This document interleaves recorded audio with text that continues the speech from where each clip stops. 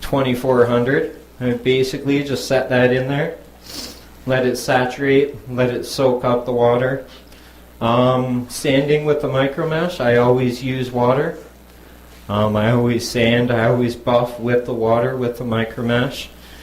I find that helps to get me the high gloss glass shine. So I would take my 2400, I would just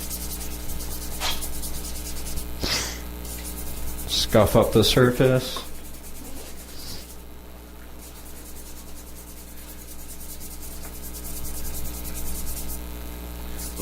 And now, are you going to be able to finish that tonight, or would you wait till tomorrow morning to let the water? No, I would be able to finish this tonight. I would dry it off with a piece of paper towel, let it sit for maybe a minute or two, just to get all the excess water off there. I'm not too worried about the water absorbing into the wood, because at this point I would have at least 6 coats on there. I would just wipe it off with a Bounty paper towel, and then I would put my next coat of Tung Oil on there, just the exact same as I did here. I have a little bit of excess on the rim, so just wipe that off with my mineral spirits cloth.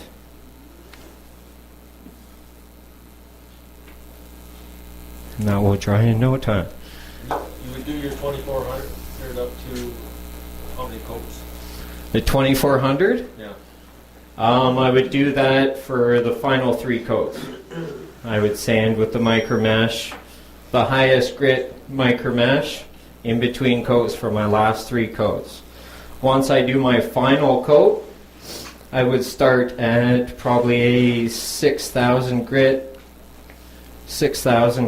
micro mesh, which is, it just feels like a piece of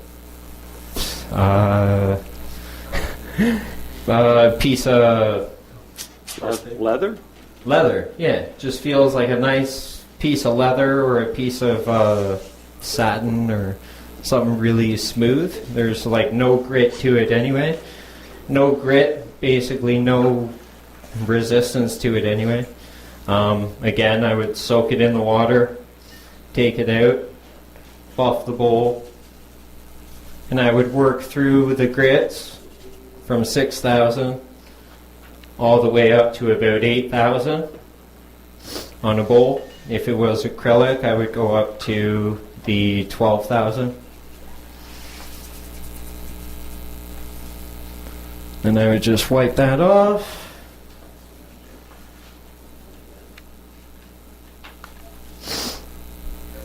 After that, I would take this. I would soak it in my Tung Oil. Most of the time I wear 1 glove or 2 gloves. No. Usually just one. The hand that's holding the piece so I don't get coated in Tung Oil, or the hand that's holding the piece of cloth. But today I forgot my pretty little purple gloves that my wife brings me home from work.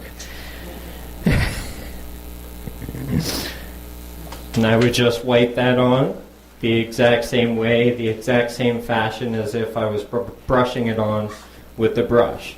I would start in the middle, go with the grain on the sides, and then follow the circumference of the bowl all the way down to the rim. Do you reuse those little cloths? No. No. Once I use them once, they're pretty much garbage. And there. That's ready to sit for 24 hours to dry. Okay, you're using pulverized Tung Oil? Or? Yeah, I believe it's pulverized. It doesn't say anything about pulverized or anything on the If it does, then it's not pulverized. on the can. Okay, that might be why it takes so long to dry. Yeah, I find it'll take a few hours to tack up to the point where you could apply another coat, but I find it's not durable enough or able to be used or hold liquids or anything until the full 24 hours is up. I always wait the full 24 hours just to be better safe than sorry. Even this flat piece of work, we can see there is no longer any finish on there. It has all been absorbed into the wood. At this point, I would put on one more coat and just leave it for the day. And I would do that with a brush. I always use a brush for my first 3 to 5 coats, and then I would move to these buffing pads for the final 3 to 4 coats. Kade, how does this micro mesh work that it doesn't load up like sandpaper, that you can keep using it month after month? It's because of the water, basically. Oh, I see. So you're washing it back to... Okay. Yeah. I've tried using it a couple times without the water, and that's where it got caked up with acrylic or caked up with sawdust and whatnot. But if I wet this and I use this, it's still going to work the exact same as when it didn't have a couple little things in the grit. But I find it works best with water. Acts as a lubricant. It slides, buffs very well. Works very well with water. I always use it with water. You said Yeah. you can't use that tongue oil over glue, crazy glue. Yep. You can use it over anything. You could use it over a tung oil. You could use it over oils. You could use it over waxes. You could use it over stains. You can use it over plastics. You could use it over pretty much anything, I find. Plywood bowl, you think it would separate in places where the glue is. No, it didn't. I was surprised how I saw them online and I thought they were really sharp and they looked really cool with all the lines and different stuff in them, but I never tried them, so I figured I'd try it, and it was fun to do. It wasn't as... I thought it was going to be a headache, like the glue's going to destroy my tools, I'm going to constantly be sharpening my tools, the fibers are going every which way, so I might get blowouts and all this stuff, but it was actually very good. 3 pieces together to get that down. Yeah. What glue did you Yeah. That I actually bought as one solid piece. It's actually 12 pieces of plywood that are all layered upon one another. I actually got that from woodchuckers just because I was going to try it out. But if I were to use it or do it myself, I would use a regular yellow wood glue or a Type Bond 3. I tried one time, somebody gave me, but it wasn't Baltic birch, and the problem I had when I finished it, I had too many voids. Most plywood didn't have a lot of voids in it. Yeah. Up until then, Like the footballs, right? Yeah, I was happy till then, and then all of a sudden I saw the voids, and I go, oh, the rest would look good, but the voids weren't good, so I was Yeah. wondering Baltic birch if I was going to do it again. Yeah, I was glad that was Baltic birch. I had one void here that you can't really tell because I just used the plywood sawdust, filled it, CA glue, filled it some more, CA glue, sanded it, and it just looks like another piece of the wood, so it turned out really good. That, I was worried because that looked like what was a football, and I didn't know how long or how far it went into the piece because I hadn't done the inside yet. So I was kind of nervous, but I sealed it and it all worked out in the end, so it was good. Yep. Do you have any preference on what brand of tongue oil that you use? I like the Minwax tung oil.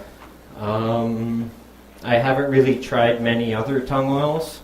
Some of the other ones are polymerized. They dry a lot quicker. Some of them are pure, so they do take even longer than 24 hours to cure.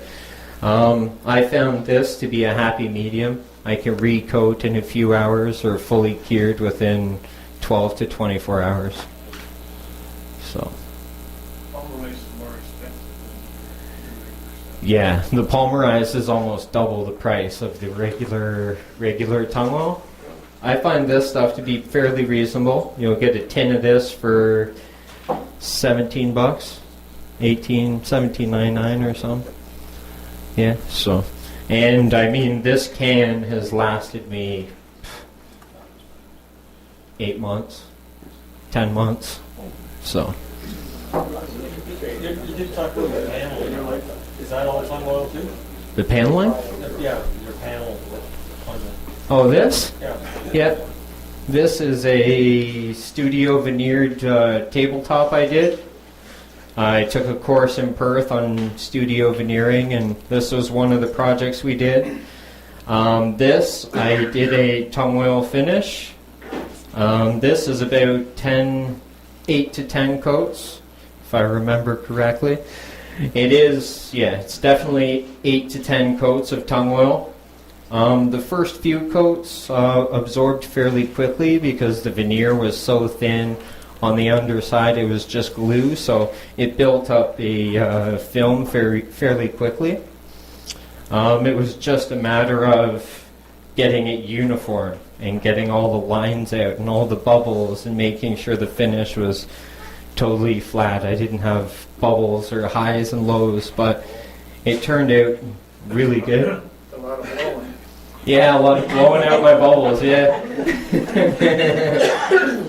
What about your instructor? What would he have used as a finish? Did he talk about that part? No, he didn't talk too much about his finishes, no. Your box, are you going to do tung oil on it too? Yeah, I've already started finishing that. And Inside and outside? yeah, the inside I did a wipe on poly while I was there. Once I got home, I did the tung oil treatment. I just did about 3 to 4 coats of tung oil. I finished sanding it. I used 500-600 grit sandpaper to sand off all the lint and dust and whatnot. So now I got to move on to my 4th and 5th coat, and it's starting to build up a finish. So. What do you do with the leftover? The leftover tung oil, I just actually pour it exactly right back into the same tin. Even though that you mix it with the mineral spirits? Yep. Yep. It'll just add life, longevity to this tin. Is there a shelf life on that oil? I imagine there is a shelf life on it. It basically just reacts to the air to cure it, so that's why you squish the can to take all the air out of it. It helps it last a lot longer. I've never had a tin go bad on me. Yeah, I got a can there about 10 years old. Yeah, usually a can lasts me about a year, so by the time I get through it, it doesn't really go bad or anything. Here's my... Tell him to turn the can around. I had a Minwax jar engine open, and after about 3 years, it all gone hard on me, so it does have life. This is my funnel. I made it out of paper. 1 piece of duct tape, and the rest is tung oil to plasticize it.